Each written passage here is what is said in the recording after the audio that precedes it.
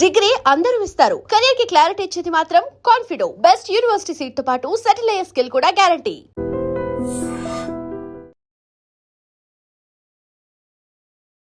నమస్తే అమ్మా. నమస్తే అమ్మా. అమ్మా, నవేడేస్ మనం చూసుకుంటే తల్లిదండ్రులు చాలా గారాబం చేస్తున్నారు పిల్లల్ని. పిల్లలు కూడా అదే ఎక్స్పెక్ట్ చేస్తున్నారు. వీళ్ళు చేస్తున్న ఈ మిస్టేక్స్ చేస్తున్నారు అంటే, మీరు పిల్లల్ని చూశారు, మనవల్ని మనవరాల్ని చూశారు కదా. ఈ జనరేషన్లో ఉన్న తల్లిదండ్రులు ఇలాంటి తప్పులు చేస్తున్నారు జయ. ఇవి చేయకుండా ఉంటే పిల్లలు ఇంకా బాగుంటారు అని మీ దృష్టిలో ఉన్న అంశాలు ఏంటి? ఒక 5 పాయింట్లు చెప్పండి అమ్మా నాకు. మీరు అన్నట్టు 5, 6 నేను లెక్క చెప్పలేను, కానీ నాకు కనపడేది చెప్తూ లెక్క పెట్టుకుంటాను. మీరు పెట్టుకోండి లెక్క. ఏమంటేనమ్మా, పూర్వం 4 పిల్లలు ఉండేవారు. 4 ఏమిటి, ఇంకెక్కువ మంది కూడా ఉండేవారు. ఉమ్మడి కుటుంబాలు కనుక ఇంట్లో ఎంతోమంది పిల్లలు ఉండేవారు. అందరినీ సమానంగా చూసేవారు. కానీ ఇప్పుడు ఏమైందంటే, 1 or none కింద వచ్చిన పరిస్థితుల్లో ఉన్న ఒక్క బిడ్డని చాలా గారాబంగా అపురూపంగా చూసుకుంటూ పువ్వుల్లో పెట్టి చూసుకోవాలనేటటువంటి తాపత్రయం తల్లిదండ్రులకు ఉంది. ఆ తాపత్రయంతో మాకు ఇది ఉంటే బాగుండేది అని చిన్నప్పుడు ఏవేవి అనుకున్నారో అవన్నీ పిల్లలకి ఇచ్చేస్తున్నారు. ఏది మిస్ అయ్యారో అవన్నీ ఆ ఇవ్వడంలో ఏమైపోయిందంటే, పిల్లలకి వాటి వాల్యూ తెలియటం లేదు. అనాస్క్డ్, అనకుండా గ్రాంటింగ్ అన్నమాట. Unasked granting, too much of granting. వాళ్ళు అడగకుండానే ఇవ్వడం, వాళ్ళ నోట్లోంచి మాట వచ్చి రాకుండా ఇచ్చేసి, ఎలా ఉందంటే ప్రపంచంలో దేన్నైనా మేము అడగచ్చు, మా తల్లిదండ్రులు మాకు ఇచ్చేస్తారు అని. ఒకవేళ ఇవ్వకపోతే బాధ వస్తుంది. అది సమస్య. ఆ విధంగా కాదమ్మా, పిల్లలకి ఇవ్వాలి. ఆరోగ్యకరమైనవి, ఉపయోగపడేటటువంటిది ఏదైతే వాళ్ళకి అవసరమో అది ఇవ్వాలి. కానీ వాళ్ళు అడిగిందల్లా ఇవ్వకూడదమ్మా. అడిగిందల్లా ఇవ్వకూడదు. వాళ్ళకి అవసరమైంది ఇవ్వాలి. అడగకూడదు. ఇది అవసరమా లేదా అన్న తెలుసుకునేటట్టుగా పిల్లల్ని పెంచాల్సిన అవసరం ఉంది. దీనికి కారణం ఏమిటి అంటే, తాము ఏదో కోల్పోయాము, పిల్లలకి మేము అది ఇవ్వాలి అని తాపత్రయపడడం మాత్రమే దీనికి కారణం. ఉదాహరణకి, నాకు సినిమాలో, పాతకాలంలోనే సినిమాలో ఒక హీరో ఉంటే, ఓ ఇల్లు ఉంటుందా, ఇంట్లో పైన ఒక మేడ మీద ఒకటే ఒక గది ఉంటుంది. ఆ గది చదువుకునే కుర్రాడికో అమ్మాయికో ఇస్తారు. వాళ్ళు అక్కడ టేబుల్ పెట్టుకుని, టేబుల్ ల్యాంప్ పెట్టుకుని చదువుకుంటూ ఉంటారు. అది మనకి పాత సినిమాల్లో ఉంది కదా. అవును. మన 4 పిల్లలు ఉన్న ఇంట్లో అందరికీ అలాంటి ఓ మేడ మీద గది ఉండదుగా. సాధ్యంగా నాకు ఉండలేదు. నాకు స్పెషల్ రూమ్ లేదు అన్న ఫీలింగ్ చిన్నప్పుడు ఉంది. అంచేత నా పిల్లలకి నేను ప్రొవైడ్ చేస్తాను. ఓకే, మీరు 4 ఉన్నారు కాబట్టి మీకు లేదు. ఇప్పుడు నాకు 1 2 ఉన్నారు కాబట్టి నేను ప్రొవైడ్ చేస్తాను అనేటటువంటి, అసలు అలా ప్రొవైడ్ చేయడానికి 4 ఉంటే కుదరదు గనక 1 2 చాలు. కరెక్ట్ అమ్మా, ఇది లాజిక్. అసలు ఇదే లాజిక్. చెప్పండి అమ్మా. మేము 4 ఉన్నాం గనక మాకు ఒక స్పెషల్ రూము, ఇండివిజువల్ గా ప్రతి వాళ్ళకి ఒక రూమ్ ప్రొవైడ్ చేయలేకపోయారు మా వాళ్ళు. కాబట్టి తెలివి తక్కువగా మా అమ్మ నాన్న 4 కనేశారు. కరెక్ట్ అమ్మా. మాకు కావాల్సినవి ఇవ్వలేదు, మేము కోరుకున్నవి ఇవ్వలేదు. సినిమాల్లో చూపించినట్టుగా మాకు సెపరేట్ రూమ్ లేదు. ఇలాంటివి చాలా లేవు. కనుక మేము నా పిల్లలకి ప్రొవైడ్ చేస్తాం అనుకుని దానికి తగినట్టుగా పిల్లల్ని అలా పెంచుతున్నారు. అందువల్ల ఇంటికి బంధువులు వస్తే పిల్లాడు తనకి ఒక డిస్టర్బెన్స్లా చూస్తున్నాడు. మేము మా చిన్నతనంలో ఇంటికి చుట్టాలు వస్తే మా బెడ్ ఏది ఉంటే అది వాళ్ళకి ఇచ్చి మేము కింద పడుకునేవాళ్ళం. బెడ్ అంటే మాకేం ఎప్పుడూ అలా పరిచిన మంచాలు ఉండేవి కాదు. మంచాలు ఎత్తిపెట్టేసేయడమే ప్రతిరోజు. ఆ మంచం వచ్చినటువంటి వాళ్ళకి ఇచ్చి దాని మీద వేరే దుప్పట్లు అవన్నీ వేసి మేము మాత్రం చాప మీద కింద పడుకునేవాళ్ళం. ఈ రోజుల్లో ఎంతమంది పిల్లలు ఆ పని చేయగలుగుతారు? అసలు పేరెంట్సే యాక్సెప్ట్ చేయట్లేదు, ఒప్పుకోరు. పైగా ఇంటికి వస్తే మా పిల్లాడికి పరీక్షలండి అంటారు. అంటే నువ్వు వెళ్ళిపో అని చెప్పినట్టేనా? అంతేగా. కుదరదండి అందరికీ. మీరు వస్తే హాల్లో పడుకోవాలి, పర్వాలేదా అని అడుగుతారు. ఏం పిల్లలు వెళ్ళి తల్లిదండ్రుల గదిలోనూ లేకపోతే హాల్లోనో పడుకున్న బెడ్రూము ఇంటికి వచ్చిన కొంచెం మనకు కావాల్సిన ఆత్మీయులైనటువంటి అతిథులకు ఇవ్వలేరా? ఇలా పెంచటం తల్లిదండ్రులు పెద్ద పొరపాటు. తాము కోల్పోయినవన్నీ పిల్లలకి ఇవ్వాలనుకోవడం, అడగకుండానే వాళ్ళకి అన్ని అనాస్క్డ్ గ్రాంటింగ్ ఏదైతే ఉందో అది చెయ్యడం చాలా పెద్ద పొరపాటు. నువ్వే మాకు చాలా గొప్పవాడివి, నువ్వు మాకు చాలా ఇంపార్టెంట్ అని పిల్లలకి తెలియ చెప్పకూడదు. మనకి వాళ్ళు ప్రధానం పిల్లలు. పిల్లలు మనకు చాలా విలువైన వాళ్ళు, మన ప్రాణానికన్నా విలువగా వాళ్ళని చూసుకుంటాం. అవునమ్మా. కానీ ఆ అభిప్రాయం వాళ్ళకి ముందు చూపించకూడదు.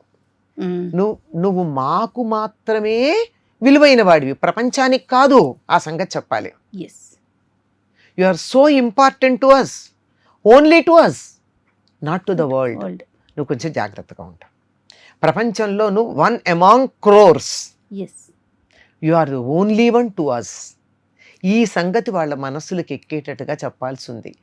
నన్ను నా తల్లిదండ్రులు చూసినట్టుగా బయట ప్రపంచం చూడాలి అనుకునేటట్టుగా పెంచటం ఉంది.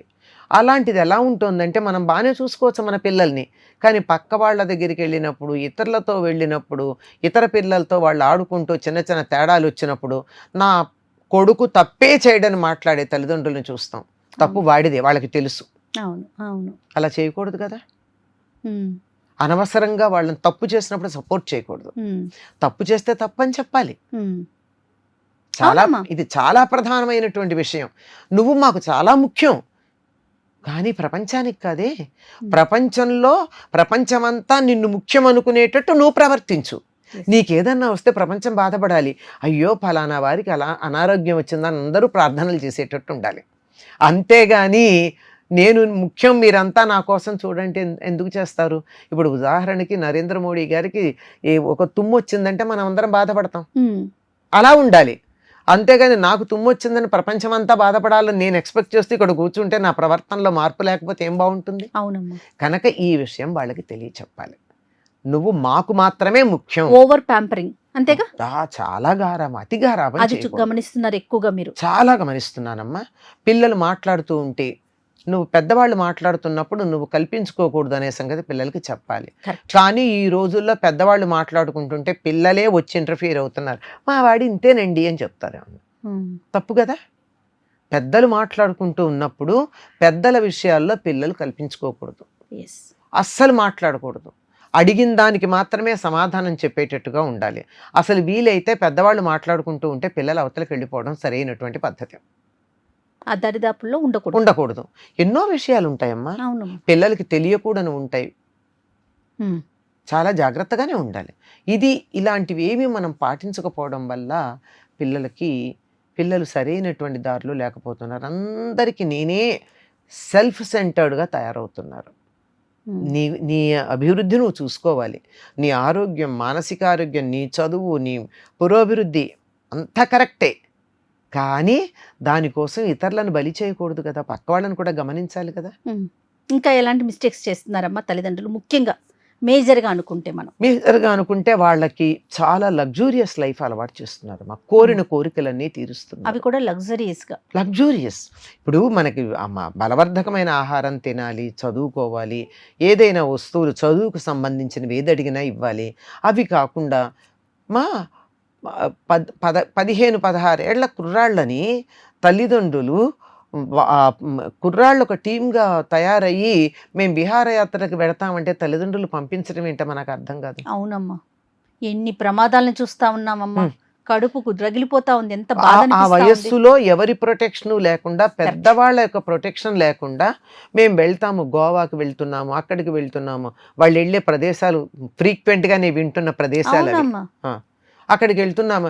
దాని బదులు మేమేమన్నా అయ్యప్ప గుడికి వెళ్తున్నామని కానీ, లేకపోతే కాశీ వెళ్తున్నామని కానీ, బద్రీనాథ్ వెళ్తున్నామని కానీ, లేదా మానసరోవర్ ట్రెక్కింగ్ ఉంది, గవర్నమెంట్ సపోర్ట్ చేస్తుంది దానికి వెళ్తున్నామని కానీ ఎందుకనరు? ఇవి నేర్పించట్లేదు.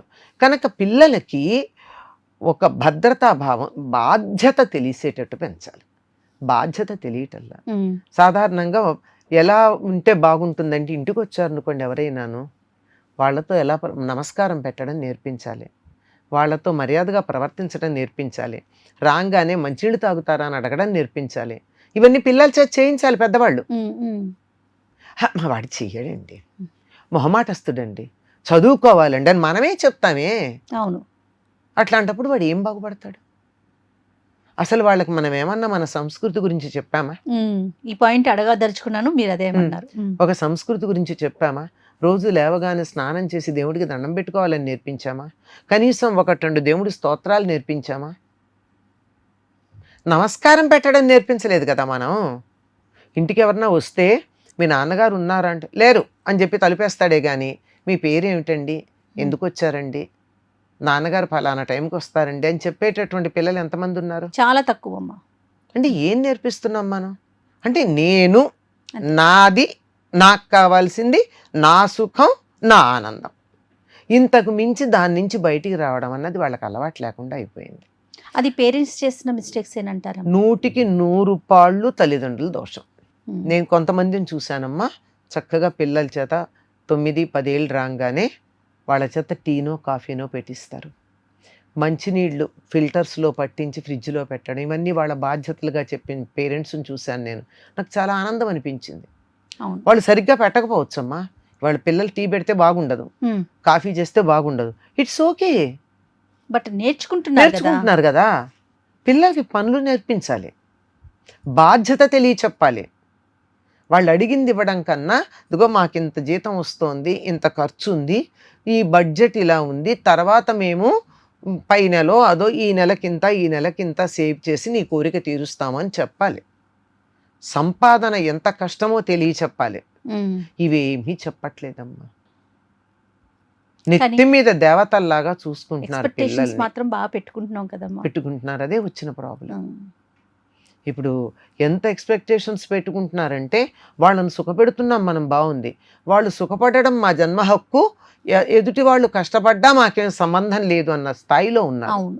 అంచేత తల్లిదండ్రులను చూసుకోవటం లేదు. విదేశాల్లో ఉన్నటువంటి వాళ్ళు కొంతమంది, అందరూ కాదనుకోండి, ఏదన్నా అయితే కూడా మీరే చేయండి, మేము వచ్చి మాత్రం మేము వస్తే ప్రాణం వస్తుందా, మీరే పని చేయండి అని చెప్పేసి. మొన్న మధ్య ఒక ఆర్టికల్ చదివానమ్మా, ఆన్లైన్ కర్మకాండలట.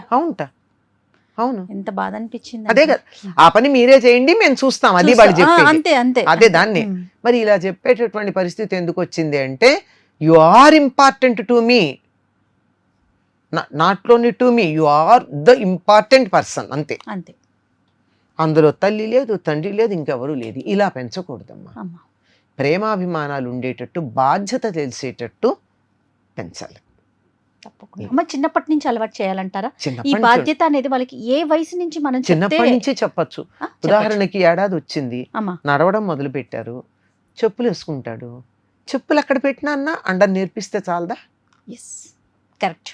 పెద్దది కాకపోయినా పెద్దది, ఇది నా బాధ్యత అన్నట్టు.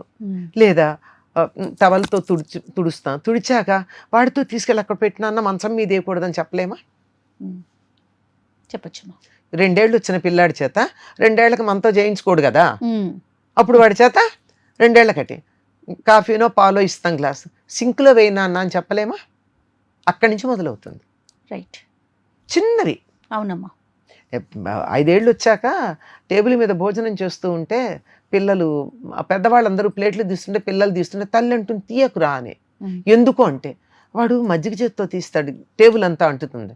నేను చెప్పాను అట్లా కాదు, టేబుల్ మీద వాడు మజ్జిగ చేయి అంటితే అంటని వాడికి ప్లేట్ తీయడం అనేది అలవాటు అవుతుంది. అది రేపొద్దున నీ కోడలు నిన్ను తిట్టకుండా ఉండాలి, అది నేర్పించాలి, అంతే కదా? అవునమ్మా. అదే. రైట్. నమస్తే అమ్మా. నమస్తే. And for more videos, please subscribe to iDream. Please subscribe to iDream. Please subscribe iDream. And please subscribe to iDream. For more videos, subscribe to iDream. please like, share and subscribe to the channel. Congratulations, iDream. Subscribe to iDream. Subscribe to iDream. So subscribe to iDream Media. iDream ki iDream team andarki huge congratulations. Please subscribe iDream Media. Please subscribe to iDream. Subscribe iDream. Please subscribe to iDream. iDream అంటే నా కళల ఛానల్ను subscribe చేసుకున్న నోరు తిరుగుతలేదు, మీరైతే గంట గుర్తు కొట్టండి. For more such videos, please subscribe to iDream. Subscribe to iDream. Please subscribe to iDream. Please subscribe iDream Media. Please do subscribe to iDream. Please subscribe to iDream Media. For best entertainment and information, please subscribe iDream. And don't forget to subscribe to iDream.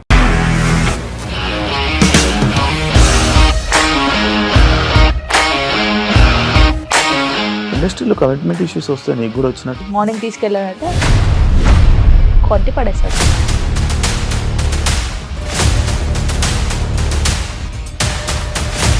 ఒక్కళ్ళు కూడా చూడలేదు ఈ cinema అని చెప్పడానికి కూడా చాలా ధైర్యం కావాలి. అది నిజం కదా, దాంట్లో ధైర్యం ఏంటి? నెక్స్ట్ డే ప్లేట్ మార్చేస్తే తప్పు కదా. As of now we are comfortable this అని నేను అనుకుంటున్నాను. రష్మిక గారిది మీది ఒకే ఊరంట కదా. నీకు కోపం వచ్చిందంటే బాగా తిట్టేత్తరా? తిట్టేద్దామండి. నిజంగా గేమ్ ని ఎలా చేంజ్ చేయగలిగారు? ఏపీఎస్ఎఫ్సి వాళ్ళకి 6 నెలల్లో నేను 6 లక్షలు కట్టా. బిజినెస్ చేయాలనుకుంటే it is as difficult as riding a tiger.